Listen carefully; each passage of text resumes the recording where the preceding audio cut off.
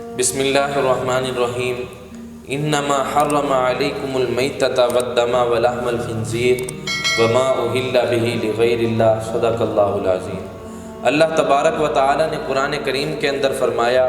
کہ اللہ تبارک و تعالی نے تمہارے اوپر مردار کو حرام کیا، بہتے ہوئے خون کو حرام کیا، خنزیر کے گوشت کو حرام کیا، اور ہر وہ چیز جو غیر اللہ کے نام پر ذبح کی گئی یا چڑھائی گئی اللہ تبارک و تعالی نے اس کو بھی تمہارے لیے حرام کیا۔ نبی اکرم صلی اللہ علیہ وآلہ وسلم اپنی مجلس کے اندر بیٹھے تھے،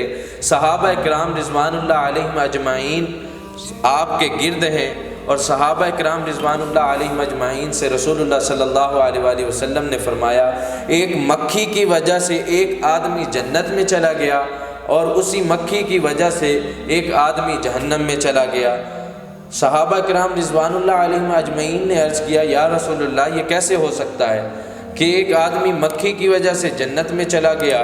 اور ایک آدمی مکھی کی وجہ سے جہنم میں چلا گیا؟ تو رسول اللہ صلی اللہ علیہ وآلہ وسلم نے فرمایا کہ ایک قبیلہ تھا، ان کے پاس ایک بت تھا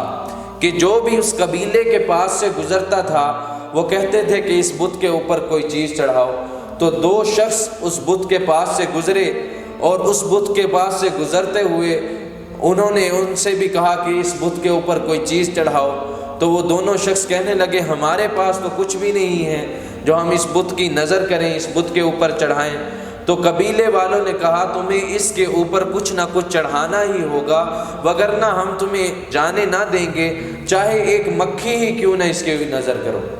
تو ایک شخص نے ایک مکھی پکڑی اور اس بت کی نظر کر دی، اللہ کے نبی نے فرمایا وہ جہنم میں چلا گیا۔ اور دوسرا آدمی اس نے کہا کہ غیر اللہ کی نظر و نیاز حرام ہے، غیر اللہ کے اوپر کوئی چیز چڑھانا حرام ہے،